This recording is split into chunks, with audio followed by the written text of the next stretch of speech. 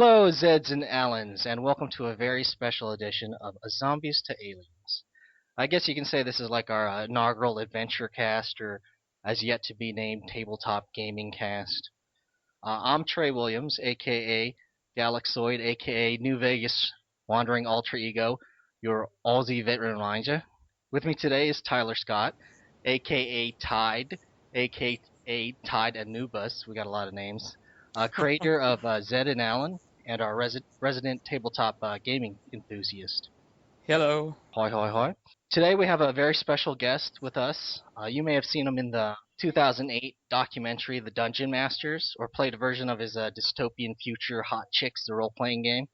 He's the nunchuck-wielding Uncle Drac, and the purveyor of all matters of decorum, Mr. Scott Corum. How are you doing, Scott?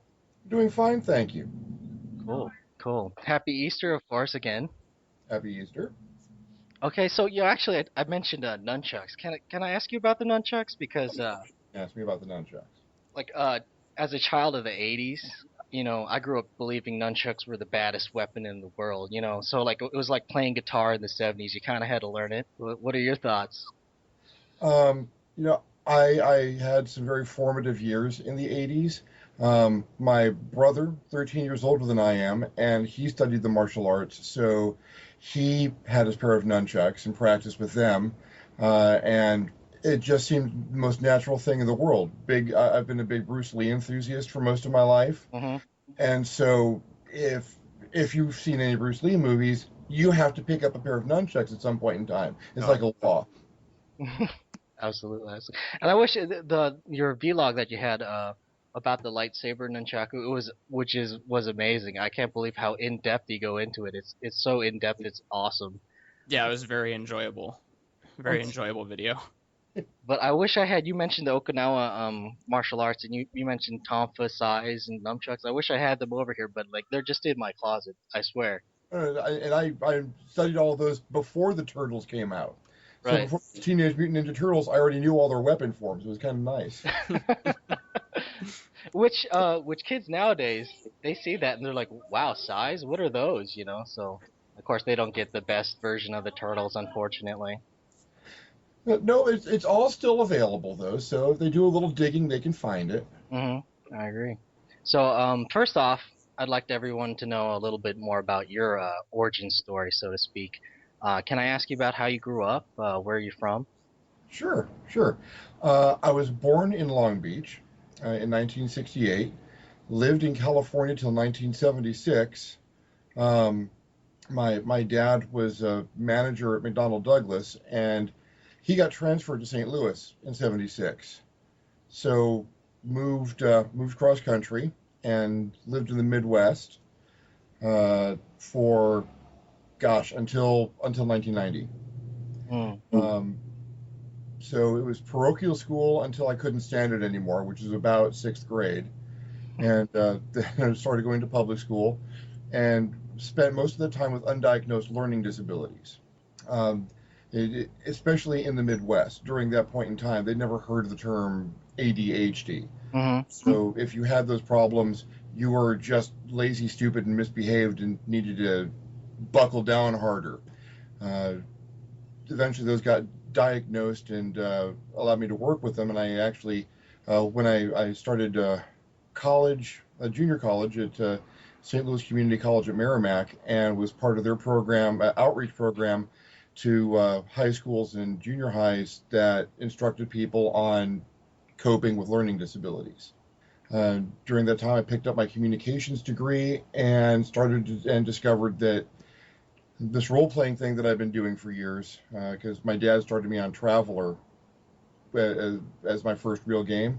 All right. Uh, if you start taking communications classes, you learn how to be a game master. The group dynamics and communicating and problem resolution, and so that just sort of became the focus of everything I did. I worked in clerical and administrative positions, first in St. Louis and then in California for temp agencies when I moved back out. Hmm. Um, You mentioned a degree in bibliological education. um, After I moved back to California and found a lovely woman and got married. My wife Annalisa, still the love of my life. Um, we needed to move out of where we were, and I started looking for what I was actually going to do with my life because you can't camp for your whole life. It's a nice way to make money, but it's unsteady. Hmm. I'd been a churchgoer for, well, the church has been a big part of my family. My parents worked in the church as volunteers. I directed puppet ministries in the church in St. Louis. So when I discovered that there was a program called the Director of Christian Education program in the colleges run by the Lutheran Church Missouri Synod, the Concordia universities, I figured, what the heck, I'll go into church work. Hmm. And attended Concordia University in Irvine from 1997 through 1999. Picked up my Director of Christian Education certificate and bachelor's in religious education. So that comes with a lot of biblical theology and scriptural theology training. Uh, I still got all the books. They look really awesome on a bookshelf, and some of the biggest the biggest book ever printed in modern times. It's the oh gosh, I'm going to get smacked if I can't remember what it is. The complete concordiate of the biblical language. Uh, every word in the Bible and every place it appears in the Bible, which is a great thing to hit people with if they get in your way. And so I worked in the church for a few years until church politics became more than I wanted to deal with. So now I design games. Well, speaking of politics, that last vlog you had was some really very serious subject matter, theological and ranty, Scott, at the same time. I just really appreciate, that people kind of don't realize with all this rhetoric nowadays that there are Christians out there that do abide by the no judgment thing, and it's just kind of refreshing, especially for like a science fiction author, science fiction fan too, just seeing that aspect of theology. Because are you a fan of Dan Simmons by any chance, or any? I haven't read a lot lately, but I'm fully conversant in Asimov, Heinlein, Harry Harrison, Keith Laumer, some of the old classics, Doc Smith. But I haven't read a lot of the more recent stuff, which is actually a flaw on my part, and I should probably sit down and do so. I'll make a note to actually follow up on that. Well, it's really interesting that they have those themes in those books, and some people forget that. Like they just focus on Orson Scott Card and his viewpoints and stuff like that. But I could talk about that all the time. Let's go back to the Black Edition of Traveler. Now, that's the game you started out on. Yeah, I had a white box copy of Dungeons and Dragons, the original Dungeons and Dragons. Every kid my age who was into comic books or anything had a white box copy. But I never got into it. I wasn't very social. I didn't have a lot of friends. So it was an interesting book to read, but I couldn't apply it, so I couldn't really learn it. But my dad really wanted to get me more involved in things. So we found a gaming store in St. Louis, and it was a science fiction based gaming store. So I walk in, I walk to the back, and there's all these things I don't understand, but they're absolutely brilliant. And then there's this black box with a red stripe across it. And right there in big white text on the front, this is Free Trader Beowulf. My engine's going out, need help. This is Free Trader Beowulf, Mayday. I'm like, I want that. So picked that up, went home, read through all three books, went out and found people in my neighborhood. I kind of saw that kid at school. I'm going to talk to him and see if he wants to roll dice. And that really started my career role playing. I had other information before that, but Traveler is the one that woke me up so much that I had to go out and find people. Well, that's good because I started out fantasy wise just with Advanced Dungeons and Dragons. I believe the 1979 Dungeons Masters book. That's what my oldest brother used, the one with the Ifrit on the cover. Yep. And we that was like our Bible, And right before we started switching over to like more cyberpunk stuff and like more science fiction stuff, is he moved out and we kind of stopped role playing. He was our main DM, unfortunately. But I always thought that was the next level, was the science fiction. It just never dawned to me somebody could start off in science fiction, then go fantasy. Yeah, I actually went the other way. 'Cause when I got into high school, I actually started playing Dungeons and Dragons with a group, same book, Hmm. and then into the advanced second edition with the big guy in the green robes on the cover. Hmm. Um, but but yes, I've always been more of a science fiction person. My dad had over like 3,000 science fiction novels in our basement in a nice bookshelf, and I read those growing up. So I had the fairly firm foundation in the science fiction concepts and principles that went into those games. Cool, cool. Before we move on, we're gonna talk about the Dungeon Masters now. Before we move on, Tyler, do you have any other life questions for Mr. Corum, or? I think everything that I wanted to get into is kind of Star Wars related, so I don't know if we want to get into that just yet, or you wanted to talk about the Dungeon Masters a little more. We'll go on to the Dungeons Masters. We'll save that Okay. for our special kind of gaming section. All right. So yeah, the Dungeon Masters. I'm sure you're kind of maybe sick of answering questions reference to this documentary, or I how's it will been? never get sick of answering these questions. Oh, okay, cool. So it's been like what? It's been several years since the release of the Dungeon Masters. So 2008, right? Seven years, yeah. Do you still find it kind of odd people are discovering the film and reaching out to you, or? Amazingly odd, yes. Just bizarre. That I don't a week doesn't go by when I don't get a message on Facebook from someone. I just saw the Dungeon Masters, and are you real?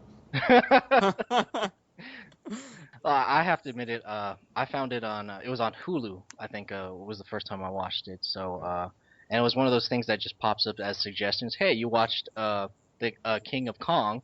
How about the Dungeon Masters? And for me, it just kind of. I think it struck a chord with a lot of people. I know it did with me. The movie kind of coalesced the feeling of being in the recession into like that one narrative, all those hopes and dreams and struggles, and that narrative that like I think people really identified was with yours, and I think that's why people like reach out to you. You were the hero of the film, I think. We all know who the villain is. Richard's a really nice guy. I had a couple of chances to meet with him, and once at Gen Con when he was going through the whole problem with the group falling apart. And while I wouldn't actively, game with him, I wouldn't turn down a game if he was the person there running it. Have you seen any of the DVD extras from the Dungeon Masters? No, I haven't. There's this one called the Attack on the Black, or the Raid of the Black Library, and it's Richard running a game at a convention, and he starts out by laying things down, and one of the players makes kind of a smart aleck comment about the smell of the place, and you see Richard's eyes narrow, and then it goes to 20 minutes later, and he's sitting alone at the table explaining, well, I gave them their options and they just wouldn't listen, and it's over, they all died. I was running the role-playing department of that convention that he was at. I knew that Kevin was filming there, but I had no idea that was part of the documentary. So we had a bunch of players just come up to role playing headquarters, going, "Man, that game! I got like 15 minutes of gameplay and then died. Who is this guy? Can I get another slot? Because I don't think I got my money's worth out of that." That goes with I guess kind of DM philosophy. Tyler, if you want to go on to that, we can go ahead and start asking gaming Yeah. questions. Okay. Yeah. So, do you? I guess what in general is your dungeon mastering philosophy? I don't have an end of my campaign in my head when I start it, and I don't set out to kill the player characters. I never set out to kill the player characters. Hmm. I set out to make their lives absolutely miserable. I come up with a terrible situation. I usually do villain-based plotting, so I know what the villain is doing, and I know what the plan is, and what will happen if no one interferes with it. And then I just give the players the situation that they're in, and I want to see them find their way out. I want to see them come up with a way out of the situation that I have never imagined. Because I'm there so that I've got a story to tell at the end of the campaign and 10 years down the road. And I'm also there so that those players have a story to tell 10 years down the road. That you're all sitting around a table going, man, you remember that one time that whole castle fell down and we didn't actually die? I love that. Hmm. Yeah. So my philosophy is I'm not out to kill the players, but I'm not out to save their lives either. I'm there to give them an opportunity to shine and do what heroes in movies and books do. That's a good philosophy. I think that's better than going for the total party kill. So do you still DM or? I do. I DM on a regular basis. Um, I'm in. I've got 2 or 3 games going on at any point in time. Wow. Um, I've got a group that alternates Saturdays. So every other Saturday, it's a different group. And then with my writing partner, we spend a day a week, no matter what is going on, a day a week. He runs half the game, I run half the game, and we work through things that we're doing while we're creating games. Is that Victor Gibson from Dakar? Yep. Deal. If you guys watch the documentary, Victor is the only black guy in the documentary. Not to be weird or anything, but that He is. There was a lot of footage taken of Vic and I talking and conversations with me and Vic, and he's there for 3 seconds, smiling and laughing when we all watched Uncle Drake's Magical Clubhouse for the first time. Oh, really? That's too bad. Yeah. Oh. As long as we're talking about the editing in the Dungeon Masters, it felt really abrupt when you kind of went from things were looking pretty hopeful for your book, and then just all of a sudden you got that phone call where they said that they hated it. And so was it that sudden in real life, or was it a more gradual process? Oh my God, that was an awful, awful day because things had been going along really, really well. Denise was out there shopping the book out, and it wasn't getting a lot of traction, but I was getting some feedback and thinking how I could rewrite it a little bit to maybe catch some of that. Uh, I had just spent 3 weeks editing and animating for Uncle Drax. Yeah, I'm wearing the same shirt, you'll notice, when I get the phone call as when I'm watching Uncle Drac. That happened within an hour. Wow. Holy. I've got myself together. People are starting to show up and come over. It's a big party. I'm finally getting this done. Getting the episode done was a real triumph because it was hard work. Mm-hmm. And then an hour before, I'm going to show it for the first time to all the people, and it's going to get filmed, and it's actually a real personal triumph. I get this phone call that my agent really hates my book. She hates what I'm doing with it. She hates the way it was written. She hates the stuff in it, and she just doesn't think she can represent it anymore. And that was out of the blue. There was no lead up to that. There was, she had sat down with me and gone through it page by page a few months before that, and was with me every step of the way getting that done. So to all of a sudden have the word hate thrown at it 3 or 4 times in one conversation, I was devastated. I was wrecked. And then I had to smile, let people into my house, and watch this thing that I had just burned myself doing on the recommendation of the person who wanted me to use it to sell my book. Mm-hmm. So yeah, it was that abrupt. It was a real bolt out of the blue. That it happened just that fast, all within an hour. Wow. Wow. Just I guess you win some, you lose some, but that's a hell of a wow. Yeah, it really didn't seem like that in the film. So it just goes to show that listeners, hey, don't take everything you see in like documentaries as golden. There's other sides, other things left out on the editing room floor that probably would give a little bit more insight. Well, yeah, they followed me for a year of my life, and it's all compacted down into that hour and a half, 2 hours of movie. So yeah, there's no way I could really that they could put everything in there that actually happened. Um, but that's okay because I am fairly certain that they nailed me. I can't look at the documentary and say, that misrepresented me. I don't think that's actually the mean. No, they nailed me. They got me dead on. Can't complain. So your book is on drivetrufiction.com. Listeners It can is. go check that out. It's With the Single Wish Forever by Scott Corum. Okay. Any possibilities of that going up on Amazon? Um, I thought I had put it on Amazon, and Amazon's a little dicey sometimes. So yes, there's a great possibility that will go up on Amazon. Okay, we'll check. Great. Yeah. If it goes up on Amazon, I'm going to scream that on my Facebook page, so people will know. All right, good deal. Oh, so we'll stick with the future stuff, future awesomeness coming from Mr. Corum.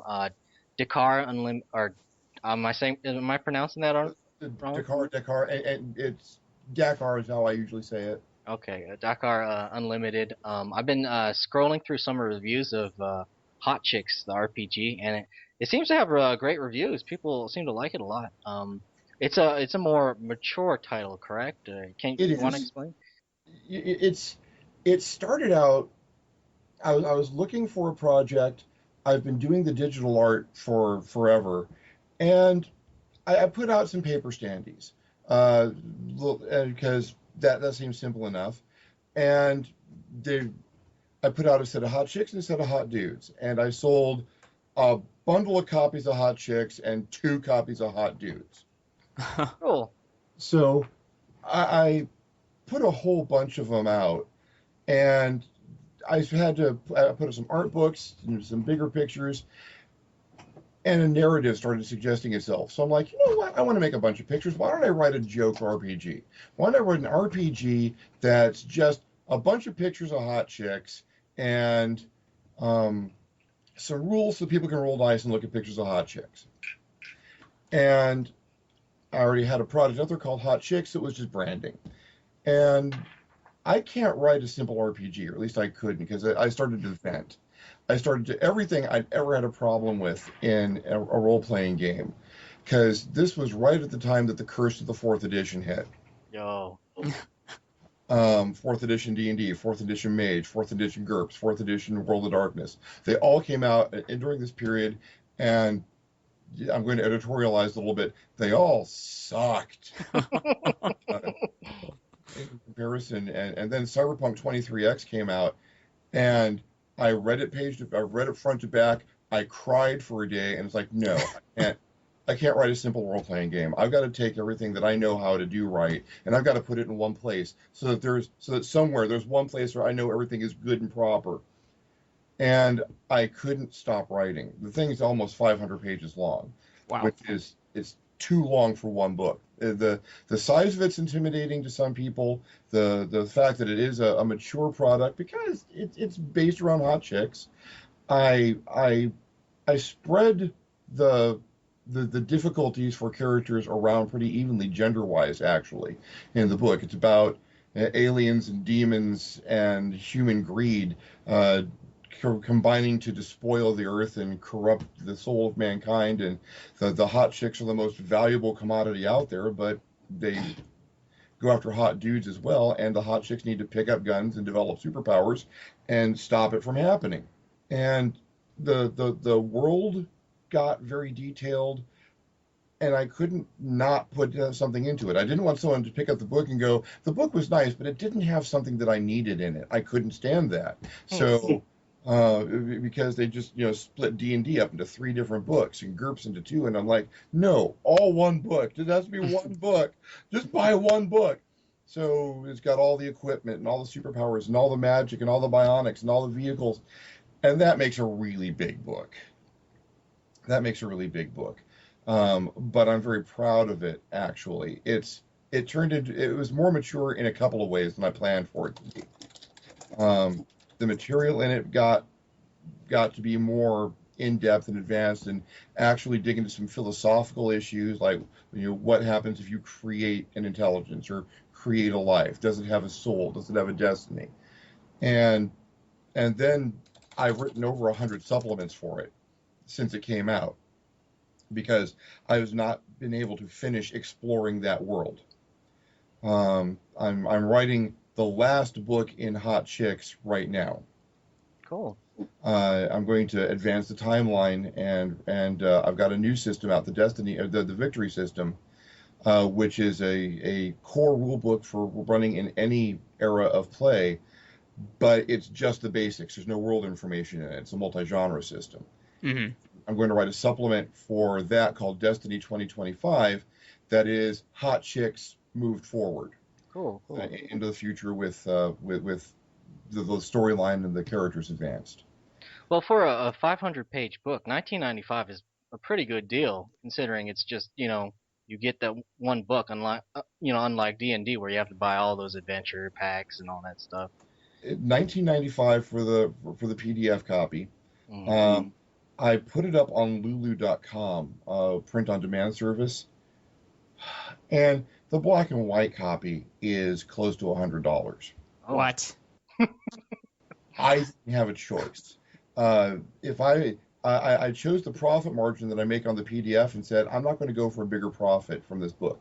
I'm going to they tell you how much their base cost to print is, and then you tack on what your profit margin to be. So after the profit margin that I get off the 1995 PDF, the black and white's still like $90, and the color book is $125, and that's just the cost of printing a 500-page book on demand. Mm-hmm. Yeah. Well, in the scheme of things, with Space Hulk being in all those Warhammer games, being close to $100, base, that's not too bad. It's I have a copy. My dad bought a copy because he was really proud of me being able to put something out, and I think maybe there's 3 copies that have ever been purchased, and that's a copy more than I thought was ever going to be purchased. I only put it there because I didn't want to print a 500-page book myself. Well, we're trying to get some streaming, games going on. I don't know if you watch Twitch, but those are getting pretty popular, having dungeon masters and players all over the world streaming off of Twitch. And we were thinking about doing that too. And maybe our inaugural one will be Hot Chicks. Who knows? That would be awesome. I haven't really followed up on that. I spend between 8 and 16 hours a day writing in this office. So if I put out 200 supplements in 3 years. But if something like that were to happen, I'd not only want to watch it, I'd be happy to be involved with something like that. Oh, cool. Get the DM that wrote it. That would be great. Wow. Yeah. So along that system, so okay, that's mature wise. Do you have any suggestions for family-friendly RPGs or for beginners? I know you mentioned the victory system, but anything else not necessarily yours that you would recommend?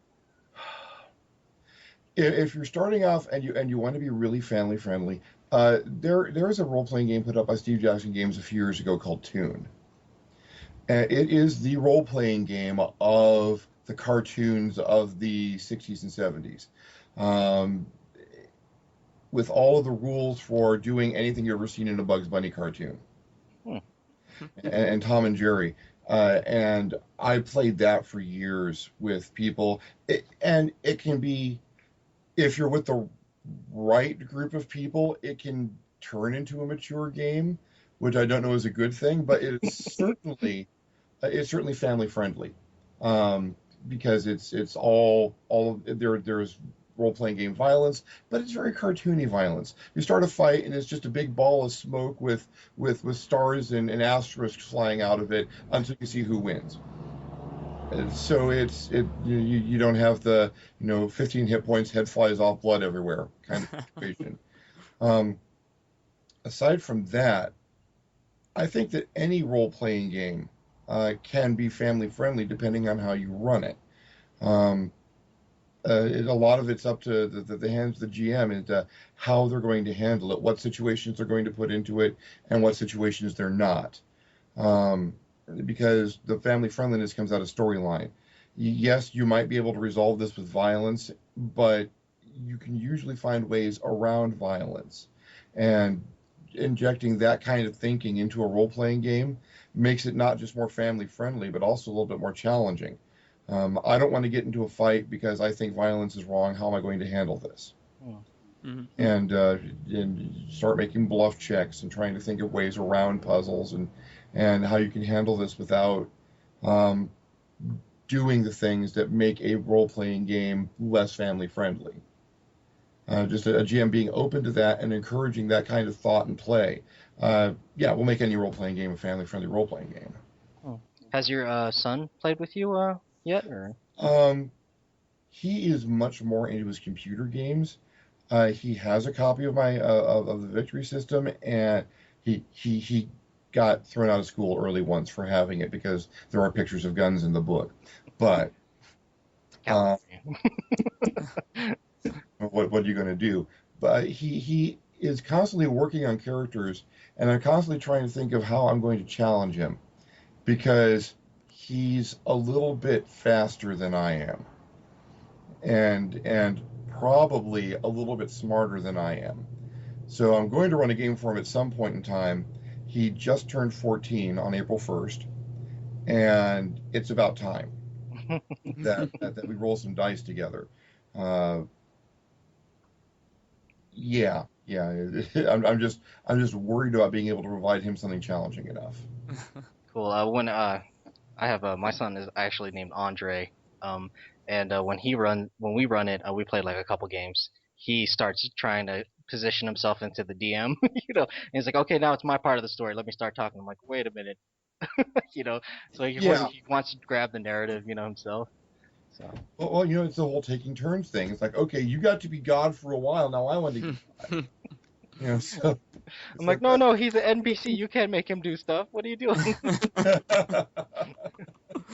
uh, so Tyler, if you have any more questions, now's your chance. Yeah, as long as we're talking about recommendations, we understand that you are a pretty big Star Wars fan. So, have you played any Star Wars role-playing games? And if so, would you recommend them?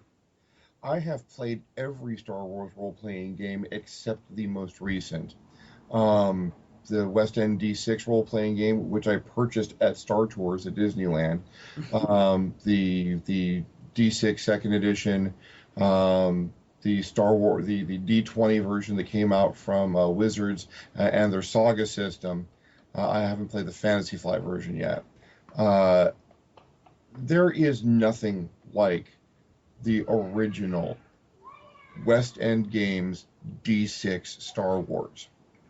And if you can find a copy of it, that is a amazing start. It's not just an amazing start to Star Wars role playing. It is an amazing start to role playing. It is so basic and simple and well written and efficient that it's just an excellent experience as far as Star Wars. It feels like Star Wars. You do Star Warsy things and you get Star Warsy results, and it flows like the games. It flows like the movies and like watching episodes of Clone Wars. It has a natural tendency to play like that.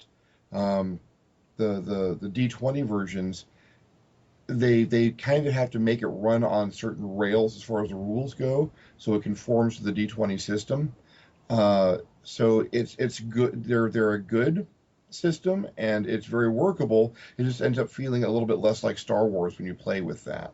Hmm. Um, but I would definitely recommend the original West End Games D6 Star Wars if you can find a copy of it. If not, a lot of people have come out with D6 space systems, Hmm. or I forget the name of the company, but if you do a search for D6 space, you'll find the Star Wars system with all the Star Wars stuff peeled out, and Yeah. it's not that hard to slip it back in. Cool. So along those lines, most important question: Episode 7. Are you hopeful? I'm extremely hopeful. I got very angry when the first trailer came out and everyone and their mother jumped on the crossguard lightsaber. Oh, that annoyed me because you can't have a lightsaber like that. It'll get cut off. And I'm like, do you people know nothing? Oh my God, you could have made it out of frick. There could easily be Mandalorian iron in that. It could just have a magnetic bubble system. What are you doing? Research. Don't just say I hate that. So yeah, I'm very hopeful. Uh, all of the designs that I've seen, I've only really seen the first trailer. I don't want to see any more. Yeah. I'll see it when it comes out. But seeing the original Ralph McQuarrie designs for the Hmm. stormtroopers and the X-wings, it makes me very hopeful that rather than taking it off in directions that it was never meant to go, they've reached back into those original core designs and grabbed what it's all about to begin with. And I don't mind so much that they seem to be discarding a lot of the extended universe canon. I would love to have seen Zelazny's original trilogy, um, the Dark Empire trilogy, Hmm. made into a trilogy. But I'm a whole bunch of stuff that got added to the Star Wars universe and extended universe that really didn't need to be there. I'm not going to name any names, but Yu Zhang Vong. Um, Oh my gosh. Yeah. taking all that and saying, you know what, we're going to start from scratch. We're going to make this canon from this point on. I'm very encouraged. Hmm. I think it's a good sign that they're not using as much of that stuff because it shows me that they're being open-minded and that they've got a grip on the canon. So I guess we're gonna do we'll do one more questions. Anything else you'd like to ask, Tyler? No, I think we're good. Okay. So where do you see the future of role-playing games from here on out? Oh, the stuff that you mentioned on Twitch, I see online gaming, uh, but what like what we're doing now. Uh, there are a number of platforms that have come out recently, like Roll20, that allow you to facilitate the classic sitting around a table and drinking Mountain Dews and eating Cheetos while you are playing when you're not in the same room. I'm one of the games that I'm in at the moment. One of our players moved to Oregon, had to, but he's still there every week. We just then make sure that the Wi-Fi is up and if someone's got a laptop running, Mhm. and he still participates. It could be a little bit smoother, but with the technology the way it's going now, I only see that being smoother. Um, you know, when people started gaming online at all, you had the massive the multi-user dungeons and the muds, and even that you had the dice rollers and someone being the dungeon master, and I see that just getting better and better as time goes on. We're having a very good three-person conversation on Skype right now. Mhm. Put four more people in here, give everyone a dice, or give Skype a native dice rolling application, and we're playing a game. Mm. I can have a very good game that way. As a game master, I can go to my other screen and pull up people's stats and reference all the materials I've got on PDF and throw stuff out and see people's faces and their reactions. That's what it's all about. The first time you get a spit take when you throw in a surprise mind flayer, They're nothing. so disgusting, aren't they? Yeah, so disgusting and so terrifying if your party isn't kitted out for it.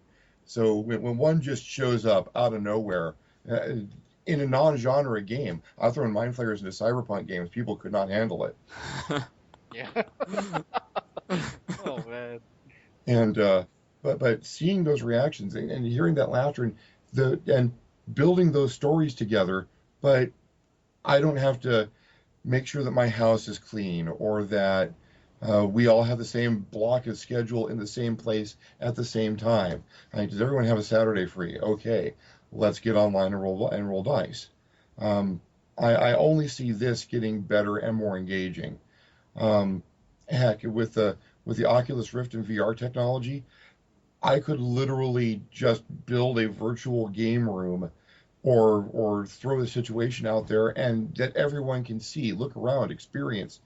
Um, I run and write role playing games because I have worlds up here that I want to share, but other people can't just plug into my head and walk around in these worlds. I have to convey them. I have to get them out there in writing or in verbiage, in language.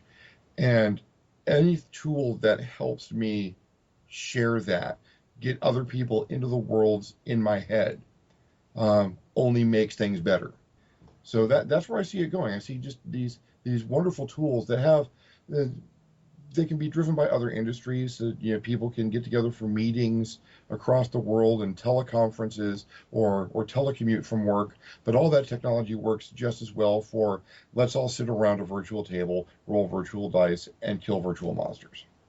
Well, you mentioned it, man. Yeah, I can only imagine like a 5 player Oculus Rift with anytime a DM puts something in the game, you have a visual representation right there.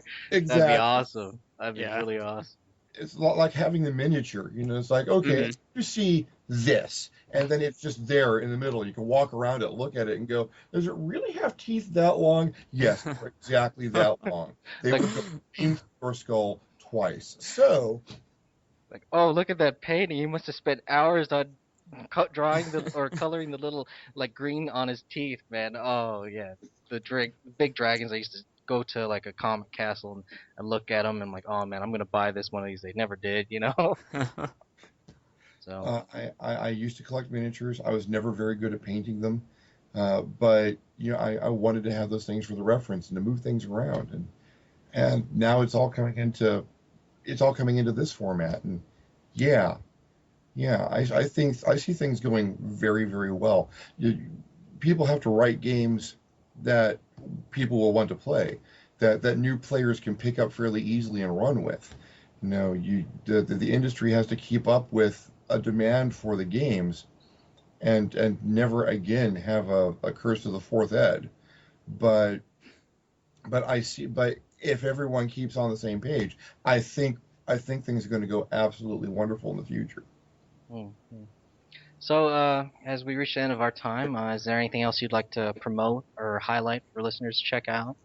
Um, my current big push and big project is the Victory System, which you can find information on at thevictorysystem.com, all one word.